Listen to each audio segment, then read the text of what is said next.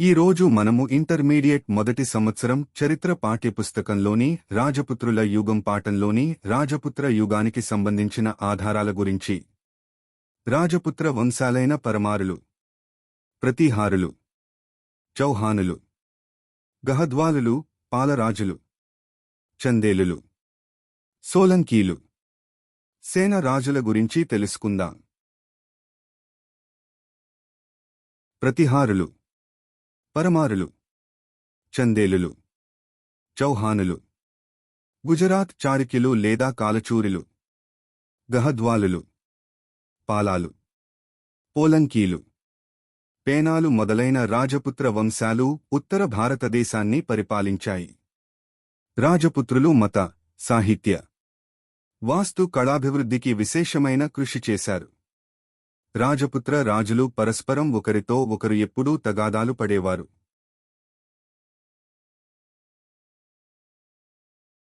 రాజపుత్ర రాజులలో రాజకీయ ఐక్యత లేకపోవడంతో విదేశీ దండయాత్రలు ప్రారంభమైనాయి. రాజపుత్ర యుగానికి చెందిన ఆధారాలు: కోణార్క్ సూర్య దేవాలయం, పూరీ జగన్నాథ దేవాలయం, లింగరాజ ఆలయం, ఖజురహో దేవాలయాలు, కోటలు, రాజభవనాలు, శాసనాలు, నాణేములు మొదలైనవి రాజపుత్ర రాజుల యొక్క పురావస్తు ఆధారాలుగా చెప్పుకోవచ్చు.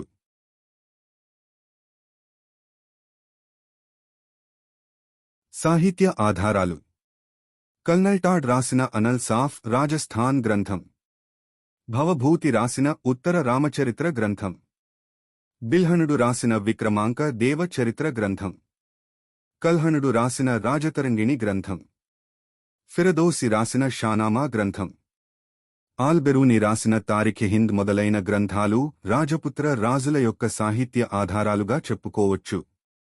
కాశ్మీరును పాలించిన కర్కోటక, ఉత్పాల, లోహార వంశాల రాజుల చరిత్ర గురించి రాజతరంగిణి గ్రంథం తెలియజేస్తుంది.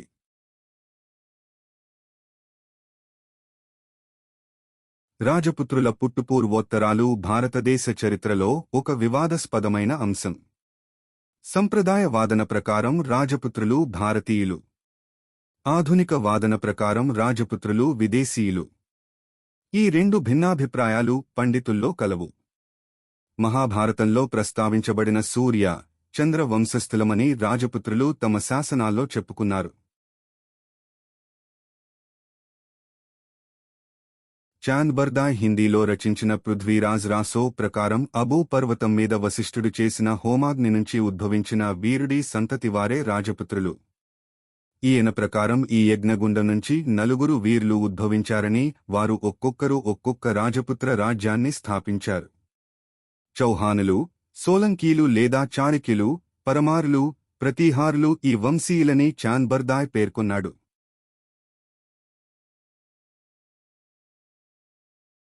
రాజపుత్రుల యొక్క రాజకీయ చరిత్ర: ఉత్తర భారతదేశంలో రాజపుత్ర వంశాలు 7వ శతాబ్దం నుంచి పరిపాలించాయి.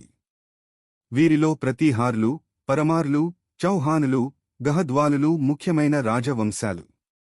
ఇదే సమయంలో సోలంకీలు, కాలచూరీలు, పాలాలు, సేనాలు దేశంలోని ఇతర ప్రాంతాల్లో పరిపాలించారు. పరమారులు పరమారులు మొదట రాష్ట్రకూటులకు సామంతులుగా ఉండేవారు. పరమారుల రాజధాని ధారానగరం. నగర కృష్ణరాజు లేదా ఉపేంద్రుడు పరమారుల రాజ్యాన్ని స్థాపించాడు. ముంజరాజు లేదా వాక్పతిరాజు కాలచూరి, గుహిలా, చౌహాన్ వంశ రాజులను ఉపేంద్రుడు ఓడించాడు.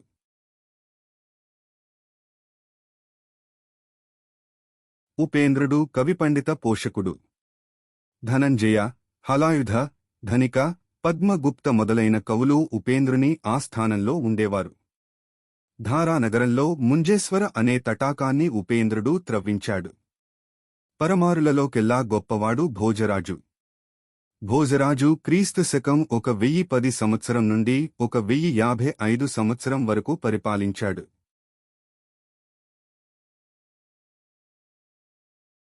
భోజరాజు తన పేరు మీద భోజపూర్ అనే నగరాన్ని నిర్మించాడు. భోజశాల అనే విశ్వవిద్యాలయాన్ని భోజరాజు స్థాపించాడు. సోలంకి, కాలచూరి వంశాలు పరమారుల అధికారాన్ని అంతమొందించాయి.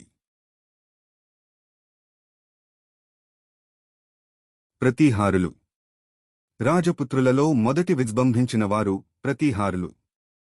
ప్రతీహారులు మధ్య ఆసియాకు చెందిన ధార్జర అనే జాతివారు. ప్రతీహార అనగా ద్వారపాలకులు అనే అర్థం. శ్రీరాముడికి ద్వారపాలకుడిగా ఉన్న లక్ష్మణుడి సంతతివారు అయినందువలన వారికి ప్రతీహారులు అనే పేరు వచ్చినట్లు చెప్పుకున్నారు.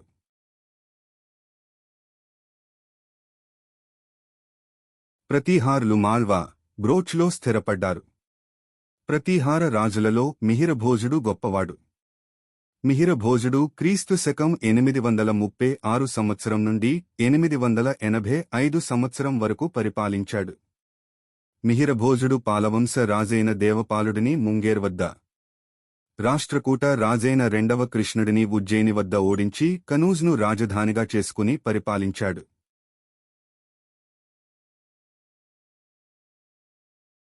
అరబ్ యాత్రికుడు సులేమాన్ క్రీస్తు శకం 851 సంవత్సరంలో మిహిరభోజుని ఆస్థానాన్ని సందర్శించి తన గ్రంథంలో ఆ రాజ్యం సిరిసంపదలతో ఉందని, సైనికంగా శక్తివంతంగా ఉందని, దొంగల భయం లేదని రాశాడు. మిహిరభోజుని కుమారుడు మహేంద్రపాలుడు. ప్రతీహారుల వంశంలో చివరివాడు మహేంద్రపాలుడు. మహేంద్రపాలుని రాజ్యంలో రాజశేఖరుడనే ప్రసిద్ధిగాంచిన కవి ఉండేవాడు. మహేంద్రపాలుడి అనంతరం ప్రతీహార రాజ్యం పతనమైంది.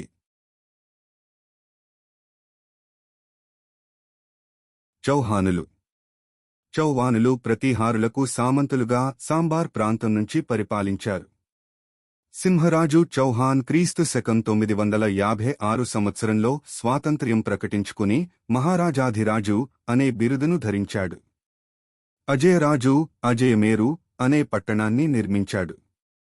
దీనిని ప్రస్తుతం అజ్మీర్ గా పిలుస్తున్నారు.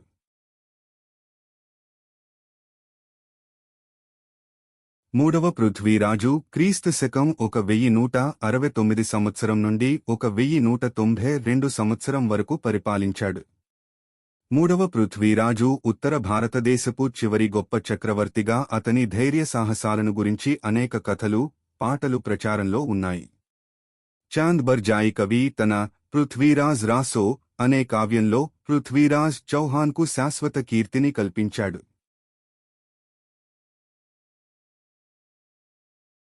పృథ్వీరాజ్ చౌహాన్ పాలనలోనే మహ్మదీయుల దండయాత్రలు ప్రారంభమైనవి. చౌహాన్ రాజ్యంపై మహమ్మద్ ఘోరీ 2 సార్లు దాడి చేశాడు. క్రీస్తు శకం 1191 సంవత్సరంలో జరిగిన మొదటి తరాయిన్ యుద్ధంలో పృథ్వీరాజ్ చౌహాన్ మహమ్మద్ ఘోరీని ఓడించి తరిమేశాడు.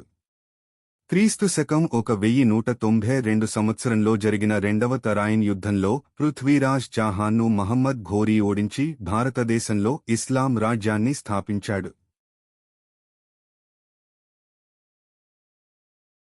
ఈ కాలంలోనే ఢిల్లీ, అజ్మీర్లను మహమ్మద్ ఘోరీ దోచుకున్నాడు.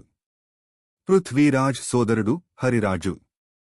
చౌహానుల వంశంలో చివరి రాజు హరిరాజు. గహద్వాలులు. చంద్రదేవుడు గహద్వాల వంశస్థాపకుడు. చంద్రదేవుని రాజ్యపు రాజధాని కనూజ్. చంద్రదేవుడు క్రీస్తు శకం 1091 సంవత్సరంలో రాష్ట్రకూటుల నుండి పాంచాల, కాలచూరి రాజుల నుంచి అలహాబాద్, బెనారస్లను జయించి మహారాజాధిరాజు అనే బిరుదును ధరించాడు.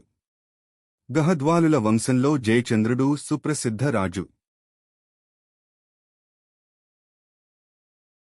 జయచంద్రుడు క్రీస్తు శకం 1169 సంవత్సరం నుండి క్రీస్తు శకం 1193 సంవత్సరం వరకు పరిపాలించాడు. నేషధ చరిత్ర గ్రంథంను రాసిన శ్రీహర్షుడు జయచంద్రుడు ఆస్థానంలోని ప్రముఖ కవి. పాలరాజులు. పాలవంశ మూలపురుషుడు గోపాలుడు. గోపాలుడు బెంగాల్లోని ముఖ్య నాయకులను ఏకంచేసి బెంగాల్కు దేశ చరిత్రలో ఇంతకుముందు లేని గౌరవాన్ని తీసుకొచ్చాడు. గోపాలుని కుమారుడు ధర్మపాలుడు. ధర్మపాలుడు కనూజ్ నగరాన్ని ఆక్రమించడానికి రాష్ట్రకూటులు, ప్రతీహారులతో యుద్ధాలు చేశాడు.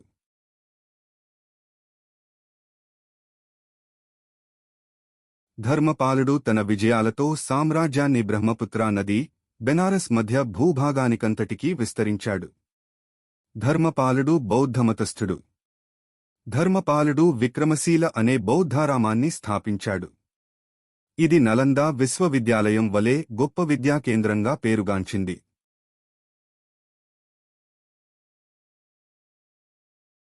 చందేలులు. బుందేల్ఖండ్లో చందేల వంశం వారు స్వతంత్ర రాజ్యాన్ని స్థాపించారు. చందేలుల రాజధాని ఖజురహో. చందేలుల మూలపురుషుడు జయశక్తి. ఈయన వలన చందేల రాజ్యాన్ని జేజక భుక్తి అని కూడా అంటారు. చందేల రాజ్యం ప్రతీహార రాజ్యంలో ఒక రాష్ట్రంగా ఉండేది. స్వతంత్ర చందేల రాజ్యాన్ని యశోవర్ముడు స్థాపించాడు. చందేల రాజుల్లో విద్యాధరుడు సుప్రసిద్ధుడు. విద్యాధరుని రాజ్యంపై గజనీ మహమ్మద్ క్రీస్తు శకం 1019 సంవత్సరంలోనూ 1022 సంవత్సరంలోనూ దండెత్తి వచ్చి విద్యాధరుడి చేతిలో ఓడిపోయాడు. మహమ్మద్ గజనీని ఓడించిన వాడిగా విద్యాధరుడికి గౌరవం లభించింది. క్రీస్తు శకం 1309 సంవత్సరంలో బుందేల్ఖండ్ను అల్లావుద్దీన్ ఖిల్లీ ఆక్రమించడంతో చందేలుల పాలన అంతమైంది.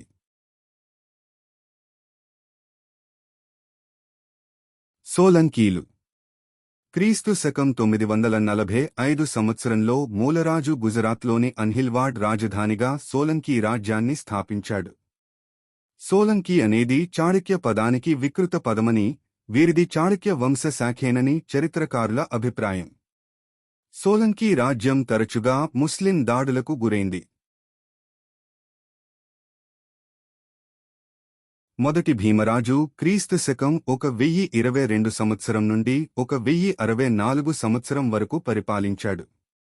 మొదటి భీమరాజు కాలంలో క్రీస్తు శకం 1126 సంవత్సరంలో మహమ్మద్ గజనీ గుజరాత్ మీద దాడి చేసి సోమనాథ దేవాలయాన్ని ధ్వంసం చేశాడు. భీమరాజు మనుమడు జయసింహుడు. జయసింహుని కాలంలో సోలంకీ రాజ్యం ఉచ్చస్థితిలో ఉండేది.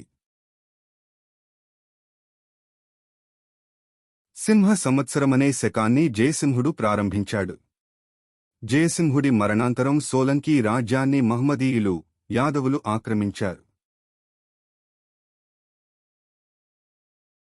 సేనలు. సేన వంశస్థులు తాము కర్ణాటక క్షత్రియులమని చెప్పుకున్నారు. సేన వంశస్థులు కర్ణాటక ప్రాంతం నుంచి వచ్చి బెంగాల్లో స్థిరపడినారు.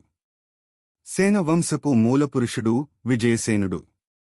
విజయసేనుడు స్థానిక ప్రభు కుటుంబాలతో వివాహ సంబంధాలను కుదుర్చుకుని బలవంతుడైనాడు. సేన వంశస్థుల్లో లక్ష్మణసేనుడు సుప్రసిద్ధుడు. లక్ష్మణసేనుడు పండిత పోషకుడు మరియు స్వయంగా కవి. లక్ష్మణసేనుని ఆస్థానంలో పంచరత్నాలు అనే సుప్రసిద్ధులైన కవులుండేవారు. వారిలో జయదేవుడు ప్రసిద్ధుడు.